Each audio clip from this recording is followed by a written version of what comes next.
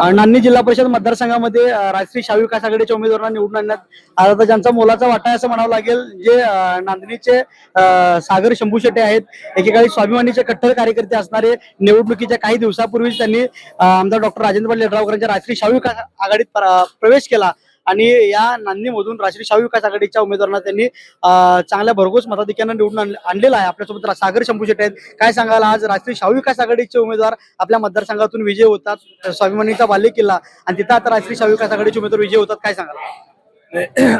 या तालुक्याचे भाग्यविधाते आमदार विकास पुरुष आमदार राजेंद्र पाटील यड्रावकर साहेब यांनी केलेलं विकास काम आणि त्या विकासाची घोडदौड तशीच चालू राहावी या उद्देशानं मी कोळी बहिणींना घेऊन त्यांच्या गटामध्ये प्रवेश केला आणि त्यांनी आमच्यावर विश्वास दाखवला आणि आम्हाला उमेदवारी दिली त्या उमेदवारी सार्थ ठरवून आम्ही आज विजय भरघोस मतानं त्यांना विजयी करून आणलं.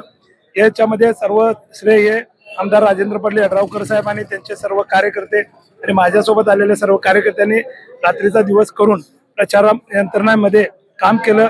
या सर्व कार्यकर्त्यांचंही यश आहे. येणाऱ्या काळामध्ये यड्रावकर साहेबांनी जे विकासाची घोडदौड या तालुक्यामध्ये चालू ठेवलेली आहे, ही घोडदौड तशाच पद्धतीनं पुढे नेण्यासाठी कोळी बहिणींच्या माध्यमातून आम्ही सर्व मंडळी जिथे जिथे लोकांचे अपेक्षा असतील त्या सर्व अपेक्षा पूर्ण करण्याचा निश्चितपणे प्रयत्न करू. राष्ट्रीय शाहू विकास आघाडीमध्ये आपण प्रवेश केला आणि तिथून आताही 15 ते 3 आठवड्यापूर्वीपासूनची आपली वाटचाल या पक्षामध्ये सुरू आहे. इथून पुढची तुमची जी वाटचाल आहे, जी काम आहे, ती राष्ट्रीय शाहू विकास आघाडीच्या माध्यमातून कशा पद्धतीने असतील? निश्चितपणानं आमदार साहेबांच्या कार्याला कार्य बघूनच मी त्यांच्या सोबत येण्याचा विषय केलेला आहे.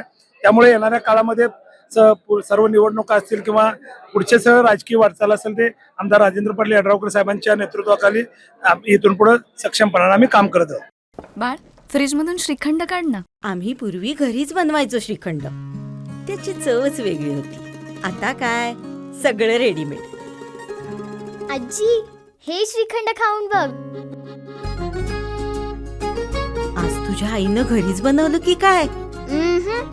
हे आहे गोकुळचं श्रीखंड. अगदी जिभेवर रेंगाळणार. जिभेवरच नाही तर मनावरही रेंगाळणार. गोकुळ श्रीखंड, मनावर रेंगाळणार.